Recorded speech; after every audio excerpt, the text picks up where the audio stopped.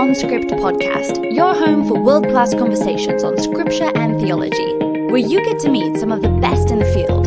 Visit us at onscript.study. Say hello on Twitter at OnScriptPodcast and stop by our Facebook page at facebook.com/OnScript. Hello, everyone. Welcome back to the OnScript podcast. This is Matt Lynch. I'm a co-host of the podcast, along with Matt Bates, Drew Johnson, Aaron Heim, Chris Tilling, and Amy Brown Hughes. And we are thrilled that you are listening in today. A couple things to say as we get started. First of all, thanks so much to Rebecca Terhune for help with marketing and media, to Ed Hackey for producing the show, and to James Steinbach for help with the website and the hosting of the podcast. We have a really fantastic team. Other people are also helping us out for some projects we have going on that will be forthcoming. Can't say too much about them yet. Also, if you want to support the podcast financially, you go to onscript.study/donate. We'd appreciate your help as we try to expand our offerings, so to speak. Another way to expand our offerings, or to expand the podcast, is for OnScript to get to number 1 on iTunes. And so you have like This American Life up there, and a few other podcasts, and we'd like to beat all of them, get to the top. And so I was thinking about how to get there, and with COVID, people aren't going to, we can't say like go to a soccer game and share with everyone, because you're not going to soccer games, or baseball game. People aren't filling the stands, so we have to go to more traditional means.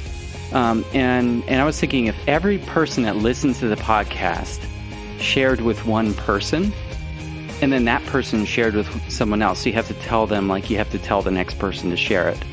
And then if like 300,000 people did that, if of those 300,000, let's say 10% give a ratings on iTunes, that would be 30,000 ratings, which, and let's say that 30,000 ratings gets you to number 1, we would be there.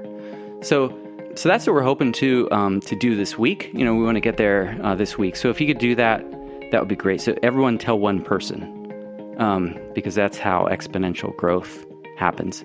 All right, we have a very special episode today. Our guest has a really interesting story and scholarship, and I think you're going to really enjoy it. So without further ado, enjoy. Thanks, OnScript listeners, for joining us. This is Matthew Bates, your co-host for this episode. Here's a quote for you to ponder. After 2 millennia, few people read Romans with Eastern eyes. Even in Asia, Christians largely interpret Paul's letter from a Western perspective. So says biblical scholar and theologian Jackson W. in his Reading Romans with Eastern Eyes. Thanks for joining us, Jackson. Thank you. Now, Jackson, going back to that quote, after 2 millennia, few people read Romans with Eastern eyes, and even in Asia, they don't do this. Why has this happened? Why even in Asia are people not reading with Eastern eyes? Well, it's a funny irony that because East Asians have an honor-shame perspective, they honor tradition, they honor authority, and so what ends up happening is they look at Western theology, the Western church, and they say, well, you guys are the ones that are the authorities, this is tradition, and so we want to honor that.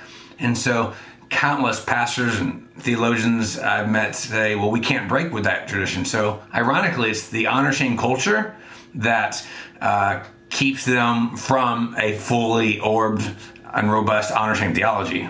So what's lost for the universal church? And obviously, it's pretty obvious that the Western church might be losing something, right, if we're not aware of Eastern perspectives. But what's lost for the Asian church, too, if we're all reading Romans with Western rather than Eastern eyes? Well, first I'd say all cultures are honor-shame cultures to some degree. So we're all losing stuff. And I think in some degree we're losing part of the Bible's message on the one hand. And then with that comes various applications that come from it, whether it relate to counseling, or whether it relate to social dynamics or group identity issues. I mean, that's a hot topic nowadays. And so much of our theology doesn't speak to things of collective identity and group identity. But I think that's one of the big things we do get back. Yeah, that's I think, thoughtful for us, especially in our individualistic Western culture, right, that we have no sense of maybe the collective message sometimes of these texts. And your own context is particularly sensitive to it in terms of cross-cultural mission work that you've been involved in. Let me introduce my guest a little bit more thoroughly. Jackson W. also writes under the pseudonym Jackson Wu. He's the theologian-in-residence for Mission 1. Recently relocated to Arizona, he's lived in East Asia since 2003, where he first served as a church planner before starting a seminary for Chinese house church leaders. He holds an MDiv from Gordon-Conwell Theological Seminary and a PhD from Southern Baptist Theological Seminary. He's a member of the Asian/Asian American Theology Steering Committee with the ETS, and he serves as the book review editor for Themelios Mission and Culture section.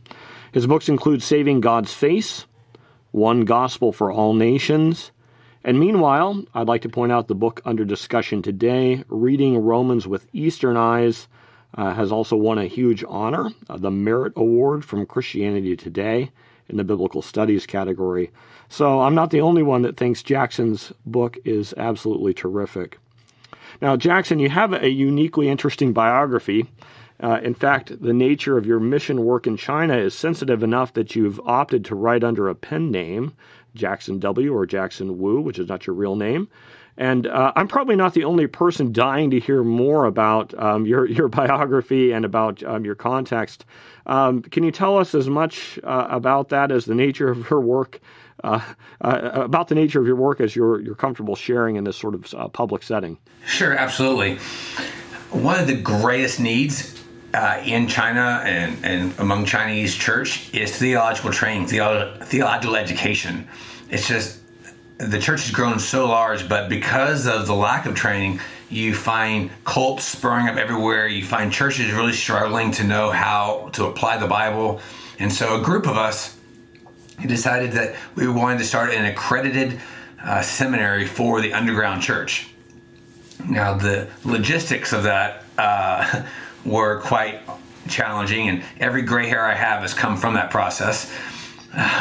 But you know, because you just can't have a bricks and mortar school in a place, you know, like China, and so that required a lot of logistics. I won't quite go into all here, but we wanted something that was quality controlled. You know, that's why we wanted the accredited aspect, and not to mention it gives the credibility for people outside of China and inside China. Oh, that's amazing. And can you speak a little bit more about, for those who aren't familiar, and I'm not deeply familiar myself with the official situation. Now, I know there's an officially sanctioned Chinese church, and you know that much, but there's also obviously an enormous underground church presence. Can you just delve into that a little more? Sure.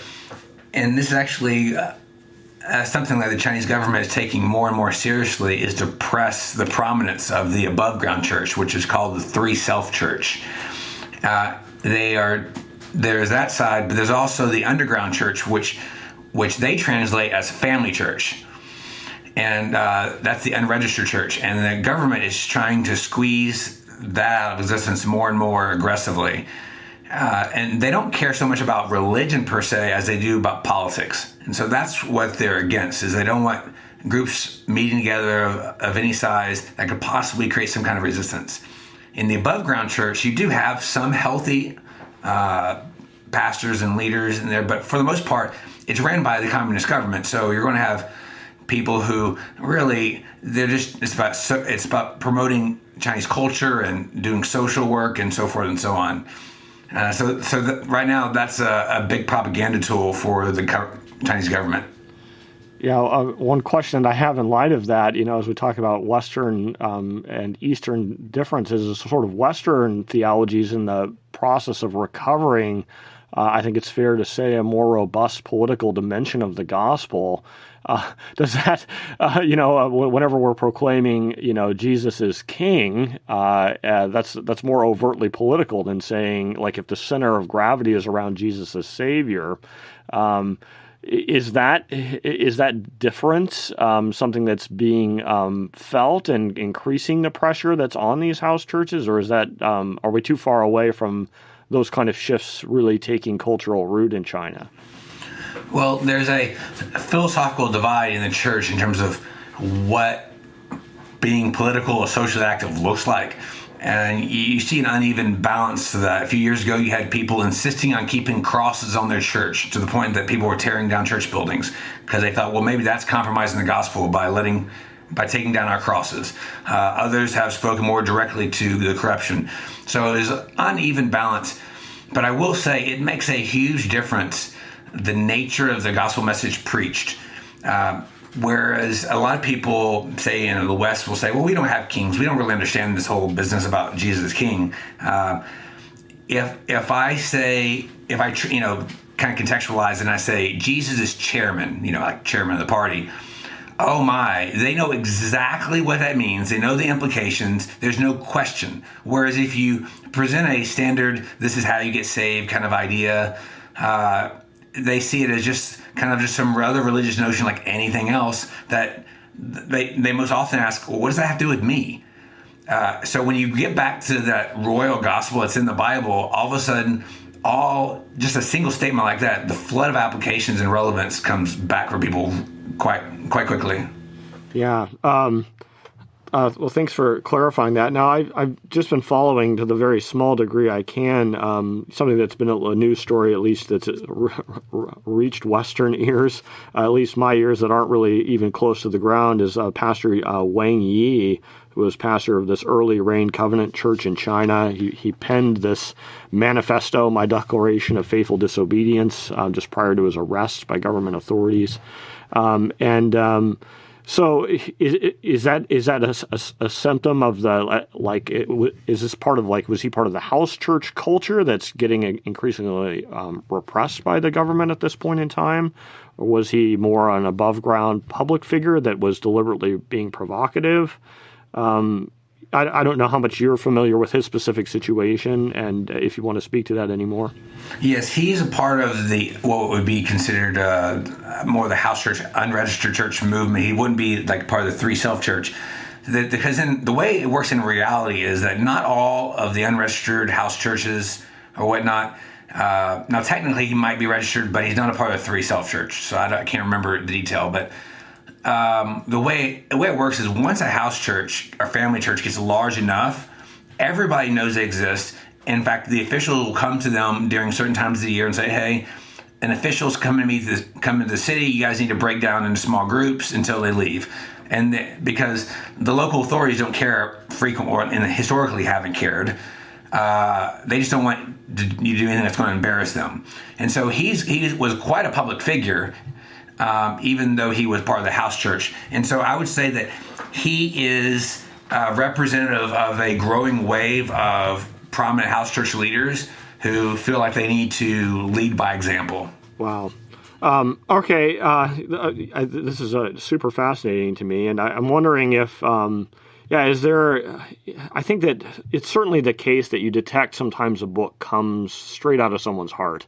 And I think I could sense that with regard to this book. This is something that you're passionate about, and it emerges from your cross-cultural missionary experience, your training as a Bible scholar, as those kind of meet and interface. Do you have any specific experiences as a cross-cultural missionary that kind of gelled or crystallized, like, I really need to write this book, or that fed into it in some sort of deep way? Are there any experiences that stories that you want to share? Sure. One of the first things that grabbed my attention about this topic was when I went to China, was learning the language. You learn quickly that the word for sin is crime. And I realized that was how it's translated, is crime. And so when you tell somebody, hey, you're a sinner, we're sinners, you're saying we're criminals. And that made absolute zero sense. And so typically people spend hours just talking about, are you a criminal, are you not a criminal? And I thought, if we can't get this right, then we're not going to get a whole lot of other things right. So that really pricked my mind. And I had been reading at the time a lot of John Piper, and he talked about the glory of God being so important. And living in China, I thought, this honor shame culture seemed like it really could. They really need to be in conversation with this whole glory of God conversation, because it always seemed like the glory of God conversation would be like, it didn't seem to really touch a lot of theological doctrines. It seemed to be, you talk about doctrine, and then you just say for the glory of God. It didn't seem like it really shaped at a tangible level a lot of people's thinking and exegesis. So that's spurred my thoughts at an academic level and a missiological level. And at a personal level, I grew up in a very, very shame-laden context and family with all kinds of issues and whatnot. I mentioned a little bit of that in the book. And so, like anything else, there was a sense of which I also wanted to explore. What does the Bible say about honor and shame and these sorts of things? Yeah, no, I appreciated those sort of more personal dimensions of your book and how frank you were about some of your own background and experience with shame in family life. Yeah, and that's part of the backdrop of the beauty of redemption and of regaining a sense of honor. So maybe we should move there next. I think that it would be helpful for. I think we all have a general sense of what we mean by honor and shame, but I think that because those terms they're on the one hand cross-cultural, but they also function differently in Eastern and Western cultures. I was wondering if you could do a little bit more to just to be precise. What do we mean by honor? What do we mean by shame? And then maybe we'll move from there to differences between the East and the West. Sure. Well, honor and shame, broadly speaking, refer to someone's perceived worth within some social or relational context. So it's inherently relational, and therefore it's really tied to group identity. And so your honor or shame, your social status, your reputation is linked to the group you belong to. And so, let's say, for example, in politics, you're a member of one party, you might have a lot of standing, but then have no standing in another. Same thing with sports teams and so forth. So if you think of junior high culture, the military, American Southern culture, military culture. I mean, these are all honor-shame cultures. The impression people have about honor and shame is usually only half right. People will think of it's merely psychology, or they think, oh, this is a medieval concept, or they think of honor killings. And these are all aspects of honor and shame, but they're just that, they're half truths. And so that's what I hope to bring into the book. When bringing into the book is a more robust understanding of what honor shame is, and that it just is. It's not necessarily good or bad, it just is. And so going, okay, well, how does this affect who we are and what the Bible says? So obviously there's a heightened sense of honor and shame in some kinds of cultures, as you just mentioned, military culture or whatever it might be, and also important differences between ascribed and achieved honor, as you sort of lay out in the book, and this functions a little bit differently in Eastern and Western culture. So how about what are some of the key differences that we should be aware of? In Eastern cultures, you have far more sensitivity to ascribed honor. And by that, I mean the type of honor or shame that one gets because of one's group identity, belonging, such as whether it be gender, education status, title. If you have the title of vice president of a company, that's going to give you some certain status. Western culture tends to be more sensitive to achieved honor.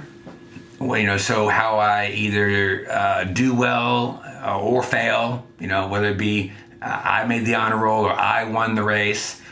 And so there's a issue of differences. And so Eastern cultures tend to focus on how we're the same, and that's our fundamental identity, whereas Westerners tend to think of identity as how I'm distinct and different than everybody else.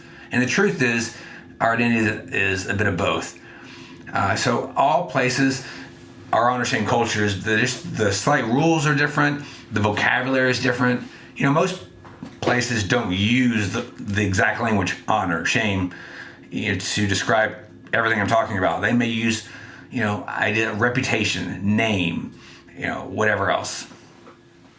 Yeah. So kind of within our context, situations we might be familiar with would be like somebody who is like the son of a governor. They have an ascribed honor that they haven't really earned it by achieving something themselves, but because they're the son of an important person, then they're going to have a certain kind of honor that attends that. where that person may also have great achievements, and maybe the governor has some of both. Maybe he achieved things to get to the position of being governor, but at the same time, him holding the title is an ascribed honor that gives him even more prestige. Or if we translate to the academic world, there would be certain universities, right, that if you're a professor at, it's very prestigious compared to other professors, regardless of whether your achievements are any different. It's the title itself, and being associated with a certain institution would carry an ascribed honor. Are those fair extensions? Precisely. Yes, that's precisely right. Okay, and so Eastern culture, you would say, is much more invested in general in ascribed honor. And with that, I would say, is the issue of group identity. That's a huge deal. Most people don't realize that group identity and honor shame are two sides of the same coin, and naturally so. And so Eastern cultures tend to be more sensitive to the needs and values of the group, whereas more individualistic cultures tend to be either less aware of it or are less concerned with the priorities of the group. So within that, as we think about how, like, for instance, shame functions, like if we were to just merely psychologize that and individualize it, that I feel a sense of shame, then it's like, we can reduce that to almost like just being embarrassed personally, right?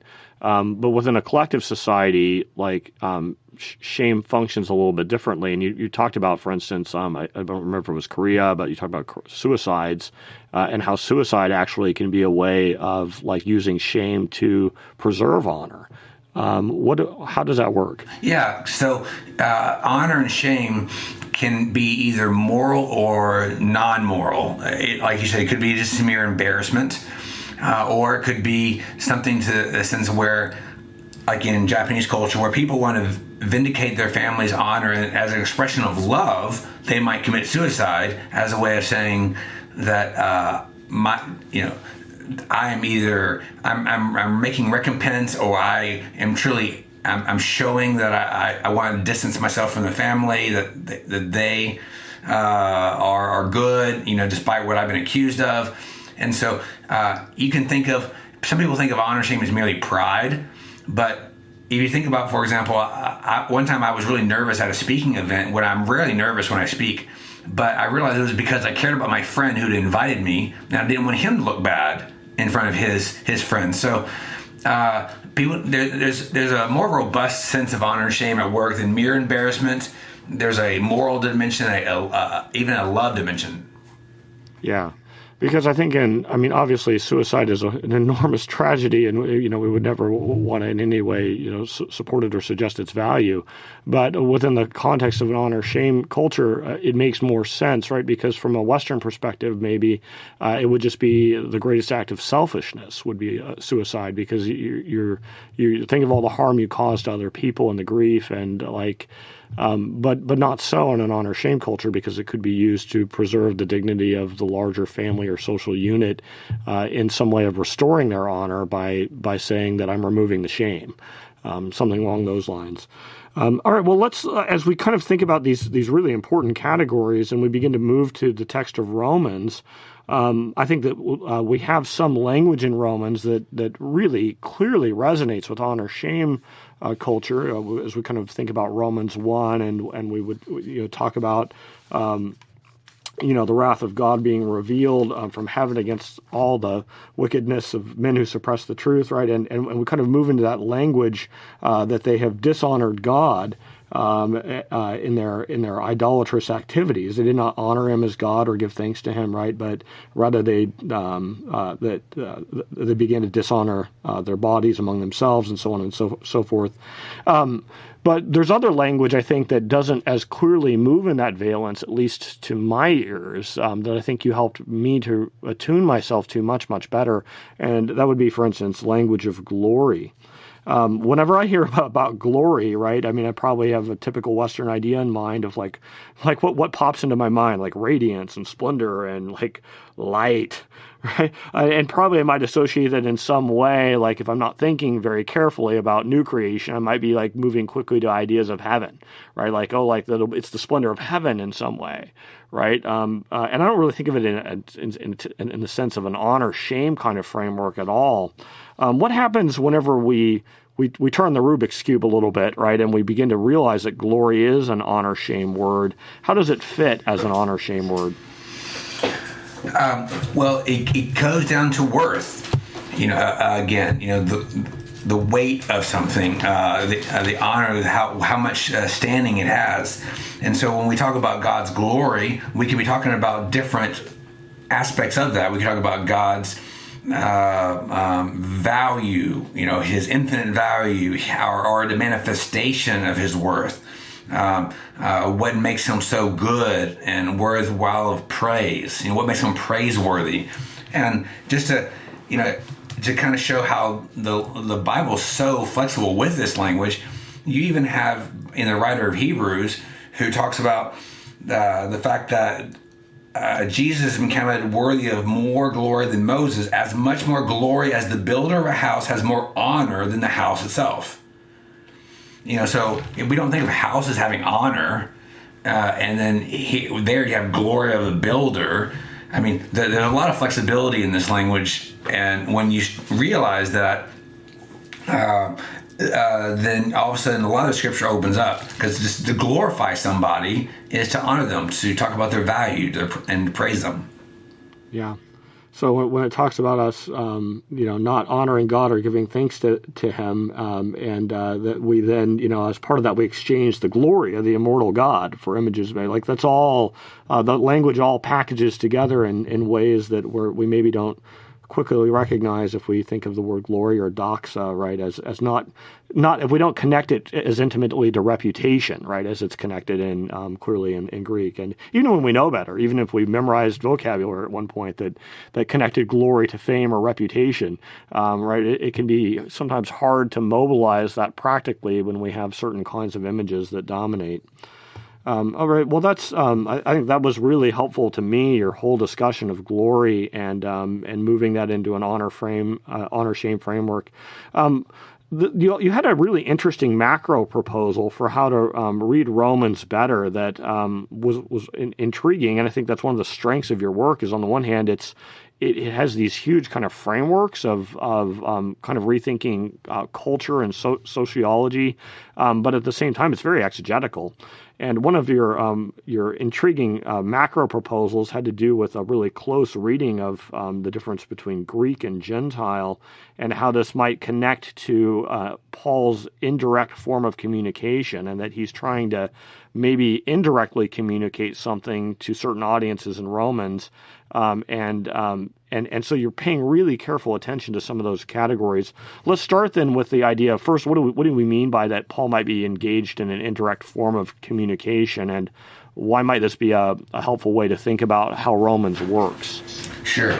Well, cultures that are very sensitive to honor and shame dynamics tend to be indirect in their communication style, which makes a lot of sense because you don't want to be too brash or insulting to people, and people are more attuned to other people's feelings, emotions, and social dynamics.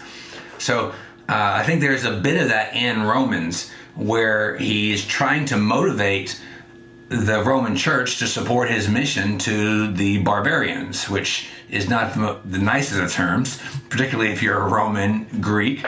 And so he knows they're not going to be all that excited to go to those backwards people, so to speak. And so part of his agenda is to motivate them. But how does he do that? I think he uses some indirect communication. And I could keep going on, but of indirect communication, or what do we mean more specifically when we talk about like an indirect form of communication? Can you use an analogy or an example that would help illuminate it? It's hard off the cuff maybe to think of one. Sure it is, but maybe if you are in marriage and maybe your wife makes some kind of comment that you realize, even though she said that, like, oh, are you going to wear that today? You go, oh, wait a minute, I think that means I shouldn't wear that. Or things of that nature. Or maybe you refer to some people in general, but really you mean you. some people say this, but you realize, you clue in, they go, I think he's talking about me.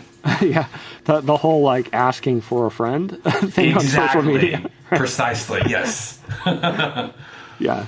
Okay. Good. And so, how does this then? What's the difference between like why should we pay attention that Paul says specifically that that it's he's under obligation both to Greeks and to barbarians, right? Both to the wise and the foolish. And he doesn't just say Gentiles. I'm under obligation both to Gentiles and to barbarians. Now, of course, he speaks about Gentiles frequently, right? But you pay careful attention to the way in which he uses actually the term Greeks there a number of times in the text rather than Gentiles.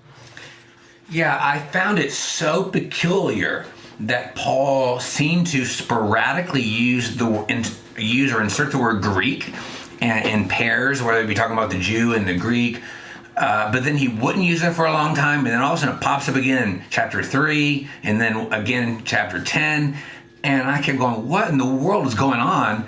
And I went to basically every commentary I could find, and nobody really made much of an argument. They just said, oh, Greek and Gentile, they're just synonymous. And I thought, well, no, they're not. First off, Greek is a type of Gentile.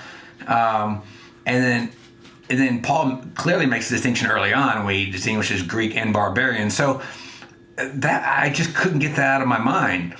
And so I started noticing how he started doing word groups. He'd be Greek and barbarian, wise and foolish, and then all of a sudden Greek takes the second spot in verse 16 or 17, chapter 1, and then again he reiterates it back to back in chapter 2, I think 9 and 10, and then all of a sudden he goes into Gentile, and then sporadically when they pop up, I said, well, what's going on here? Why would he bring this back? And I noticed that there was some universalizing happening in those passages, whether it be all, have sinned, all, are fallen away or whatnot. And then later on, all can be saved, they call in the name of the Lord. And so I started realizing, wait a minute, he's trying to make some kind of point here. And when you look at the bigger picture of this whole Jew-Gentile discussion, I realized, wait a minute, he is subtly moving them from their self-perceived honorific position of this culture Greek into reminding them that in salvation history, so to speak, that you're in the second slot. You're a mere Gentile. You're an outsider who's been brought in, and then he can apply that back to go in the same way that you've been brought in as an outsider. Rethink your position with regard to the barbarians, these babblers, and basically don't play the role of Paul's Jewish opponents who might be kind of exclusivistic, but basically learn from this what God has done in history, and so that we can apply it to Paul's mission. Yeah. And that's really helpful because I think that we are so used to ideas of like kind of valuing cross-cultural, valuing other ethnicities, valuing and maybe elevating them even, right? As we're in a culture that values diversity so very, very much, that it can be easy to slide right past the ways in which in the ancient world there might have been a snobbery around such things, and how Paul's deconstructing that. So it was very helpful. Yeah, and how about just to change pace here, one of the things we like to do on script is we do some speed rounds, and the speed rounds are just shorter bursts of questions that oftentimes have, they're just silly. Some of them a little more serious, but mostly just fun, as a way of getting to know you better and just goof around here. So you ready? I'm ready. Speed round? I'm ready. Okay. All right. What's the best thing about spring break? I got to do quick. The kids are happy because they're out of school. All right. So that's a big one for us too around our household. Is there is a lot of joy. All right, here's another one. If an ant is walking on a pie crust and falls through, is it panicked or overjoyed? Overjoyed. Yeah, probably so. There's a lot of goodness in there. But hey, when it's in free fall, who knows, Unless it's pineapple pizza, then nobody's overjoyed. If your mother walked into your office right now, what would she say about its level of tidiness? Oh, my goodness.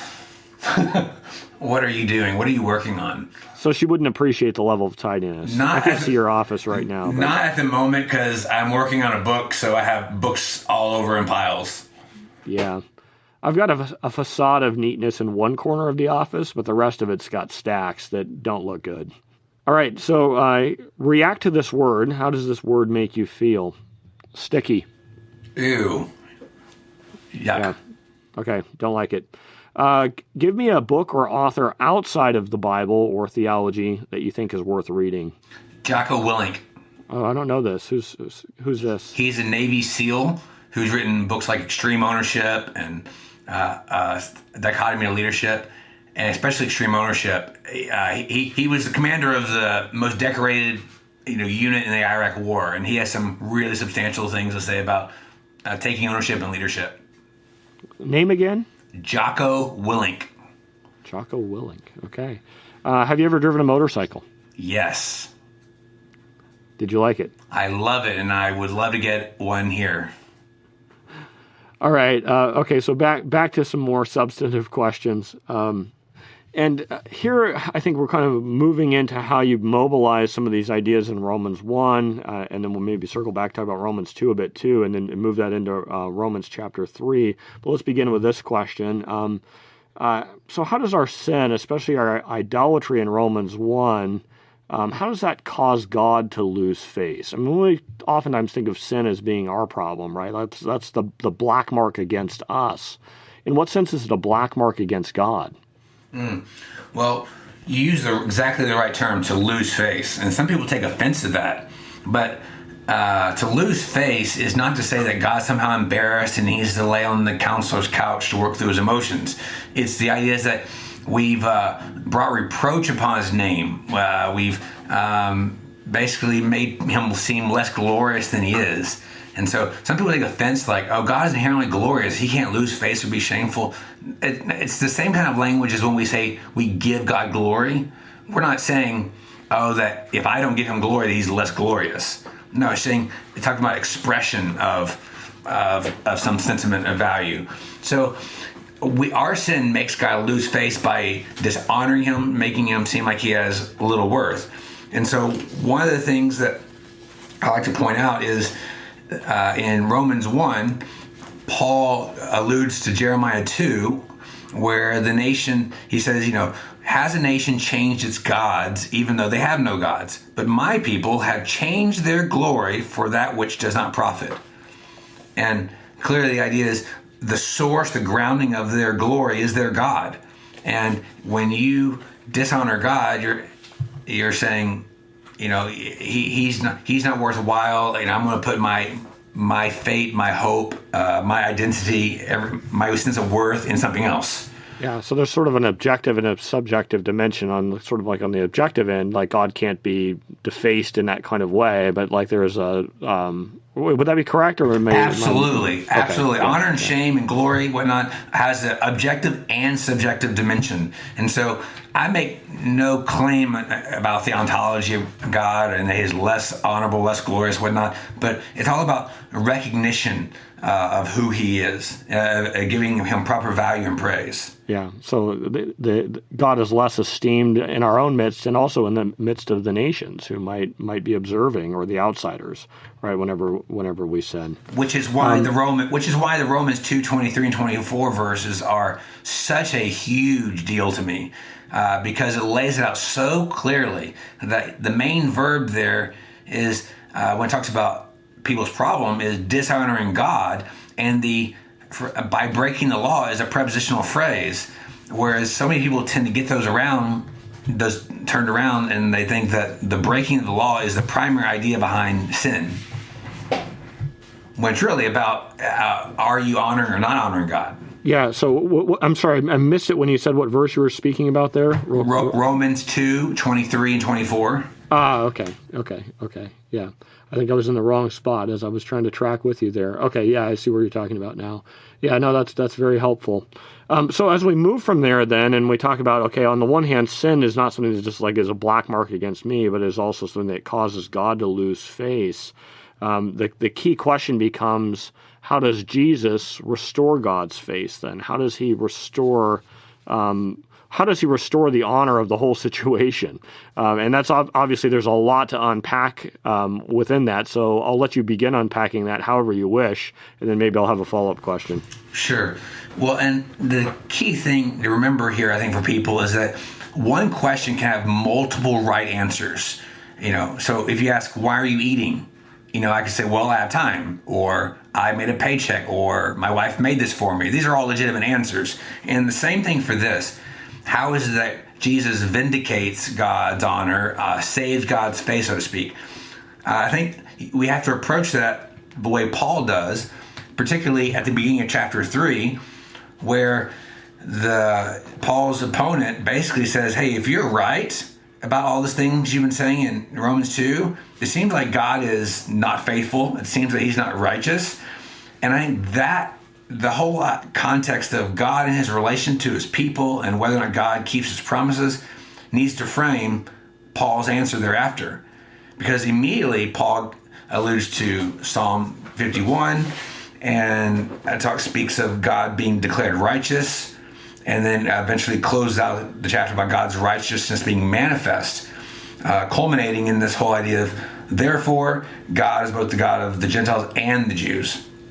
So, in short, because Christ died, God is able to keep his promise made to Abraham, which he's going to get into in chapter 4, to be so that through Abraham's offspring, all nations will be blessed.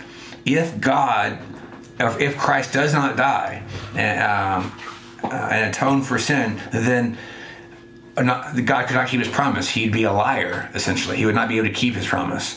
And I think that's, broadly speaking, what Paul is getting at. Now, there are other dynamics certainly there, but I think that's the major thread of the argument. Yeah, so that it's a demonstration of God's righteousness in the sense of showing that God is a just judge. So, I mean, would you classically that's been connected at least to God as a just judge, but you want to move that more into honor-shame categories, right? How do we do that? I'm not saying those things are antithetical, but am I right in saying that that's the direction you would want to move things? Yeah, and I would not make it as an either or, but rather than just thinking of judge, think of a king, because a king is a judge, but a judge is not necessarily a king. And so part of the honor and rightness of a king is to keep his promises, is to establish what is right. And that means vindicating, rescuing his people, and also condemning their enemies, defeating their enemies. And Romans has all those elements, whether it be him defeating sin, but also in his keeping his promises to Abraham and rescuing his people and making them slaves of righteousness. So it's all there. And so what Paul wants to do is to say, he wants to vindicate the honor of God. And how does he do that? He does it through Christ, who perfectly honors the Father. Yeah, that's well put. Here I'm reading from your page 74. This was, I thought, a nice summation of some of the things you were getting at there. You say this, you say, Christ saves God's face. Because of the cross, all nations will see God's glory. Fundamentally, atonement is a God-centered act. Jesus dies for God, and so I think that sometimes we might prioritize Jesus' death for our sins in some ways. You want to say that, well, it is for our sins, but it's also for God, who through him keeps his covenant promises and enacts righteousness in creation. This plan is revealed in the law and the prophets. And I think that gets maybe something at the dynamic you're trying to get at, in the sense that Jesus is the one who saves God's face through his righteousness establishing activities. Absolutely, and I think that gets missed way too much, that there is a theodicy element to Romans that gets pushed to the side far too often. But right at the crux, this pivot between 2 and 3, Paul is squarely making this about whether or not God's righteous, whether he is faithful. And I think that sometimes gets pushed under the rug because of other debates. Yeah. Well, maybe you'll indulge an anecdote here from my own personal life, as I think it's relevant, and I'm hoping you can actually help me. But when I was teaching earlier this year at a church in Baton Rouge, I was teaching on the topic of the Trinity, and we were discussing Romans 15:3, in which, just to remind you, Paul quotes Psalm 69. It's that the insults of those who have insulted you fell upon me passage. The insults of those who have insulted you fell upon me. And in some of my own work on this, and kind of looking at Trinity, I've argued that Paul uses a very specific mode of interpretation called prosopological exegesis. So he identifies Christ as the speaker. Anyway, all this is just the context for saying, like, I had argued that you could paraphrase that, the insults of those who insulted you, O God the Father. When I was being crucified, that this is Jesus is sort of referring back to his own crucifixion. The insults of those who insulted you, O God the Father, when I was being crucified, they fell upon me, your Son.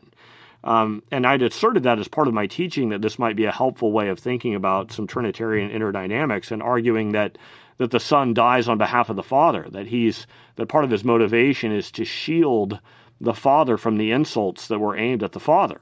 Right, that's part of the reason the Son died, so the Son's death is not just for our sins.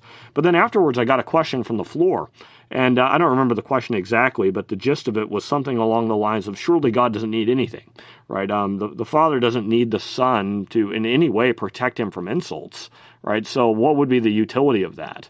And I kind of fumbled through my answer, right? I was kind of like, I'm talking in my beard, trying to. Well, it was a good question, and it was one that I think if I had more time, I probably would have been, I hope, had a better answer even then. But I think in light of reading your book, I at least should have some better answers. How would you nuance? I'm just curious, how would you nuance that if you were to say, like, what is the utility of the Son dying for the Father then, or bearing the insults, if indeed the insults were aimed at the Father and Christ bore them, and that's part of the point of the passage, which, even that may be contentious. How would you nuance some of that? I mean, can you help me out? Sure. Well, part of it, God wants to manifest his glory and wants to be honored and show his worth to people. That's loving to people. Well, one of the ways that you honor or glorify somebody is by what you're willing to suffer for. What you're willing to die for, what you're willing to work for, who you stand with when there are opposing camps. And so, in some sense, that is an absolute perfect way in which to glorify God, because of the contrast, because of the foil of it, and the ultimate commitment of it. I mean, what you're willing to experience pain over says a whole lot about what you value. And that theme about bearing or taking shame, the insults that go to him or go to me, that sort of motif is actually in various places. In fact, in Psalm 69, which you were quoting, just a couple of verses before the one that Paul quotes, the writer says, "For it is for your sake that I have borne reproach, and that dishonor has covered my face." And that's several places, and Paul uses that text as a model for us in Romans to go, this is what it means to bear the burdens of our brothers. Because he talks about bearing with the weakness of the weak. And then he immediately quotes that. And so it becomes a model for us to realize what it means to bear with one another's burdens and to be a community. I'm gonna ask a question that I hope just kind of continues the momentum here of our discussion around kind of justification language, righteousness language, and as you move into chapter 4 in the book, or chapter 4 of Romans, I don't remember what chapter it is in your book. You begin to deal with, of course, the case of Abraham, and one of the things you really want to stress is that this chapter is more about who is justified than how justification happens. And that we've tended to get that wrong. We've tended to think that this chapter is really trying to teach us how justification happens, and how does it happen? It happens by pistis, right? And you're wanting to say that, well, it's not that that's not true. It's just that that's not really Paul's main point. Can you elaborate on that? Oh, absolutely. When I was doing a lot of my dissertation research, I did a deep dive into the new perspective on Paul, old perspective on Paul debate and whatnot, and I kept getting confused. Why are these people talking past each other? Because I honestly don't see the contradiction in countless places. because to me it was a matter of emphasis and which text you're talking about. Romans 4 being one of them. That yes, you can get a lot of the how is one justified in Romans 4, no question. But it's not a matter of one side must be right and the other side must be wrong. I think we do that too often in theological discussions. Who's right, who's wrong? It might be a matter that we're both right, but one of us might have, the point might be primary versus secondary in this text or that text or the other text. And so for me, when I started looking through the logic of the argument, that it was the who can be justified was Paul's primary concern, and the way in which he makes the argument is to discuss how people are justified. One lives off the other. One part of the argument lives off the other. And I think that's an important distinction that can help build a bridge or find a middle way. Chinese philosophy oftentimes says, let's find the middle way. And I think Western theologians could really learn a lesson from there, is to figure out what is a middle way. It doesn't mean exactly in the middle, but there's probably some truth to both. And let's respect the other side to figure out where that can inform my view. So the answer to the who is justified, obviously, is connected to the identity of Abraham and to those who are, the bipistis, the ekpistos with regard to Abraham. You connect this, and I thought in a really helpful and thoughtful way to the question of works, and say that at the end, the problem with justification by works is that they dishonor God. How is it that justification by works, how does that bring dishonor on God? Well, the whole issue, you go to a few different directions on that. But the issue is that, we think about John Barclay's issue of work on grace. In one respect, God gives grace apart from worth. And so when we are trying to somehow prove our worth, demonstrate our worth by works, then it's somehow belittling his grace. And so there is that element. But on the other hand, and this is kind of more where I go in the book, is that if people are justified by works, then the only people who could be justified would be Israel, those who belong to Israel. And if that were the case, then God could not keep his promise. He could not be righteous to his covenant promises. And so therefore, it's essential that people are not justified by the works of the law, because I read works of law not in this broad general sense, but specifically the works of the Mosaic law. And so essentially, those who were advocating a justification by works through the law were not believing the very promises given to Abraham, who they were espousing as their father. Yeah, and it seems like as part of that, the part of the dishonor that's brought on God then would be that God does not become, and Jesus does not become the universal king, right? There, it's like it bifurcates like God's sovereignty and locates it on just a narrow people of God, Israel, rather than on his worldwide kingship. And so that actually causes God to lose face, right? If God is only the king over a small sect of people, then he's not as marvelous as if he's king over everyone. Yes, thank you for highlighting that. That's a key thing I forgot to mention. Well, you said it. What I mean is, there's a few different ways I answered that question in the book, but that was one of the things I forgot to mention that I'm so glad you reminded me of. It helps tie it down for people. Is that essentially, if we start making justification by works of law or any other kind of cultural attributes, then we effectively say, kind of like Paul's Jewish opponents, God is really only the God of my tribe. And that diminishes his glory as the creator king. Jesus is mainly king over us. And so, yes, thank you for highlighting that, because that's a key point that I just forgot to mention when I was talking. Yeah. Well, it also connects intimately, obviously, to the gospel's royal emphasis, which obviously you're keen on in the book, as your book is obviously full of, the gospel is Jesus is king, and we need to give allegiance or loyalty language to him, which obviously warms my heart. So I was a big fan of all that kind of language. Let's do another speed round, and time's flying by here, so we're going to probably have to move toward wrapping up after that, although I have lots of questions left on the table I was still hoping to get to. But let me jump to a second speed round here. I got to find it, though, as I'm not sure. I think I skipped my first one, and I have to go back to find it. So let me see it. If I've got it in here. I could always just make up speed round questions on the spot. That might be even more interesting. I had a friend yesterday who knew that we were going to talk today, and he put me through a speed round in preparation because he goes, he's going to ask you this question. Yeah, that's true.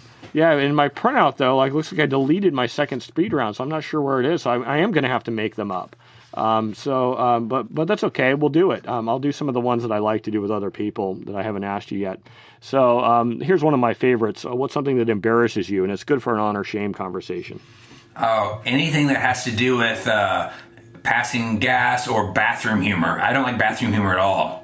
Yeah, well, it's good that you're publicly owning it. That was probably shameful even to mention such things. It was right? it was very uncomfortable. Yeah, yep. To mention those things people do in secret, right? It's shameful. Okay. How about is there any intelligent life anywhere else in the universe? Yes. Yes. Ooh. Do you believe in ghosts? No. Very reluctantly, no. Because I believe in demons, spirits, and if that counts as ghosts, then yes, but not. I didn't ask if you believe in supernatural entities apart from but ghosts is a little more specific. Okay, how about do you prefer to hike or to spend some time on the ocean beach? Hike, for sure. All right, you've won my heart again. I'm definitely a hiker. Okay, we always ask this one. What's the most important book in biblical studies, in your opinion, of the last 50 years? John Barclay's Paul and the Gift. Oh, wow.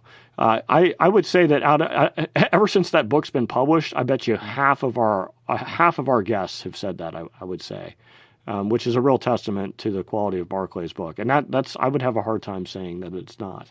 It's gonna be so disruptive, I think, in a good way, to ongoing conversations about soteriology. It was the disruption we all needed. So, that's wonderful. Okay, well let's jump back into some other questions then as we begin to wrap things up. Well, I can't leave this one aside, although it's not truly a wrap-up question, but I really enjoyed the Romans 7 chapter, which had to do especially with positioning the I of Romans 7, who's the speaker.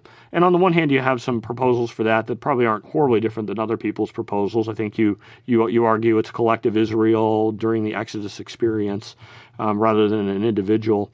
But the part that intrigued me more was that you said that Romans 7 offers a much more optimistic view of humanity than is often assumed. And you kind of walked a middle road between, on the one hand, like Western ideas tend to be very pessimistic, especially if they're infused by theology. Like I'm just but a depraved worm, right? What good could I ever do, right? And that Eastern ideas tend to be much more positive about human nature and about fundamental human goodness.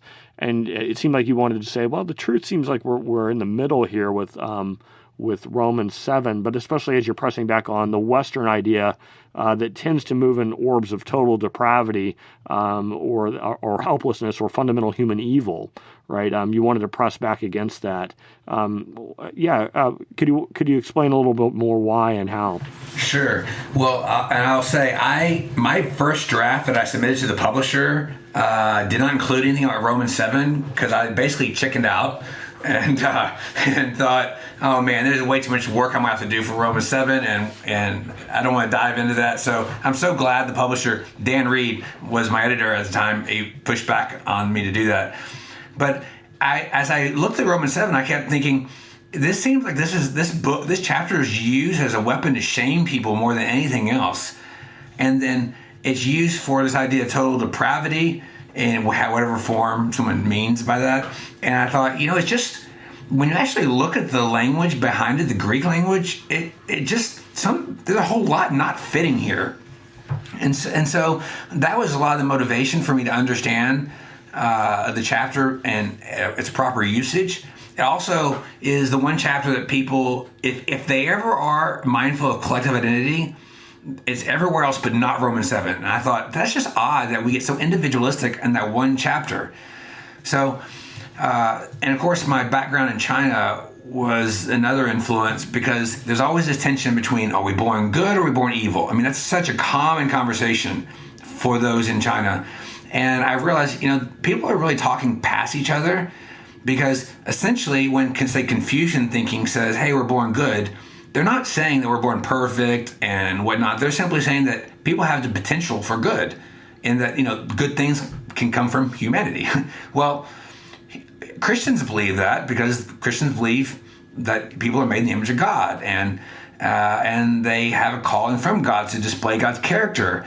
And so it's not this complete either or. And when I look back at Romans 7, I found that really fleshed itself out in some really interesting ways.